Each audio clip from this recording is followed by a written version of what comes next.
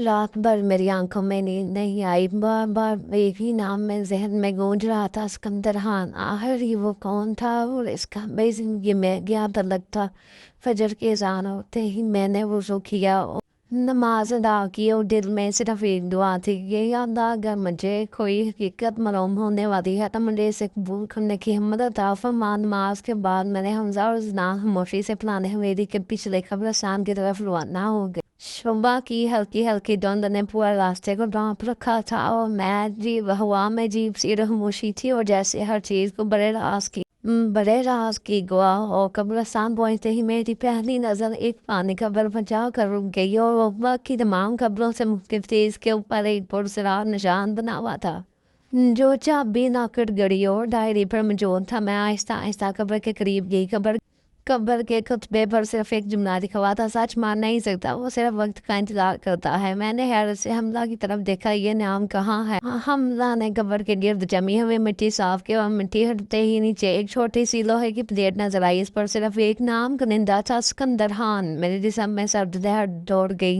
इसी लम्हे पीछे से किसी के कदमों की आवाज़ आई। हम तीनों फौरन मुड़े और वही बुजुर्ग शख्स जो मेरे घर आया था खामोशी से हमारी तरफ बढ़ रहा था। उसके हाथ में एक पुराना लकड़ी का संदूक था। वो मेरे सामने आकर रुक गया, फिर इसने संदूक मेरी तरफ बढ़ाते हुए कहा कि नूर, ये मन कई बरसों से सिर्फ तुम्हारा इंतजार कर रही थी। मैंने कांपते हाथों से संदूक दे दिया।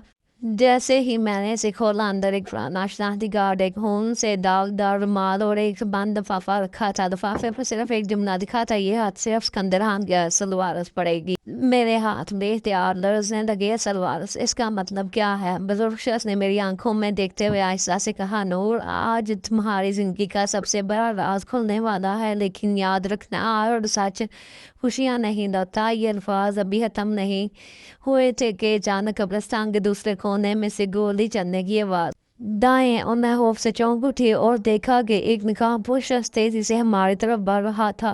गोली चलने की आवाज़ पूरे कब्रिस्तान में गूंज रही थी। मैं खौफ से एक कदम पीछे हट गई। हमजा फौरन मेरे सामने आकर खड़ा हो गया। जनान ने बुजुर्ग शख्स को महफूज जगह तरफ ले जाने की कोशिश की। वो नकाबपोश शख्स तेजी से हमारी तरफ बढ़ रहा था, मगर इसके हाथ में हथियार नहीं था बल्कि एक स्याह रंग की फाइल कवर था। वो हमारे करीब आकर रुक गया, फिर उसने धीमी आवाज़ में कहा कि मैं लड़ने नहीं आया, मैं नूर को सच बताने आया हूँ। हमजा ने सख्त लहजे में कहा कि पहले अपने चेहरा दिखाओ। नकाबपोश शख्स ने आहिस्ता आहिस्ता अपना नकाब उतार दिया और इसके चेहरे पर वक्त के निशानात पड़े थे, मगर इसकी आंखें अजीब सी में बेबसी थी। बुजुर्ग शख्स इसे देखकर हैरान रह गया। तुम अभी भी जिंदा हो? शख्स हल्का सा मुस्कुराया। हाँ, क्योंकि मैंने एक वादा पूरा करना था। ये कहकर उसने वो स्याह फाइल मेरे हाथ में दे दी। मेरे हाथ कांप रहे थे।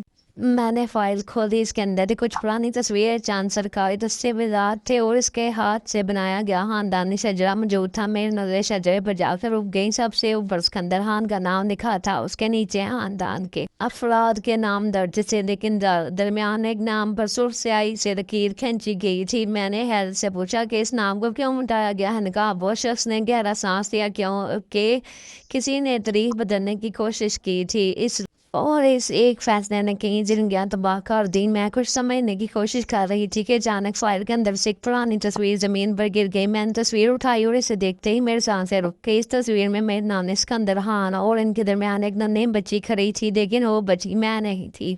मैंने घबरा कर बुजुर्ग शख्स की तरफ देखा। ये बच्ची कौन है? बुजुर्ग शख्स की आंखों में आंसू आ गए। उसने आहिस्ता से कहा कि नूर, ये तुम्हारी बड़ी बहन है। जैसे सबने बरसों पहले दुनिया से बिछड़ा हुआ समझ दिया। मेरे हाथों की तस्वीर जमीन पर गिर गई। मेरी बड़ी बहन, अगर मेरी एक बड़ी बहन है तो वो आज कहाँ है? और मेरे अपने खानदान ने ये हकीकत मुझसे क्यों छुपाई? यार रुकिए, जल्दी से मेरे चैनल को सब्सक्राइब करें ताकि आगे से नूर वहाँ पर ड्रामा को आप देख सकें सबसे पहले।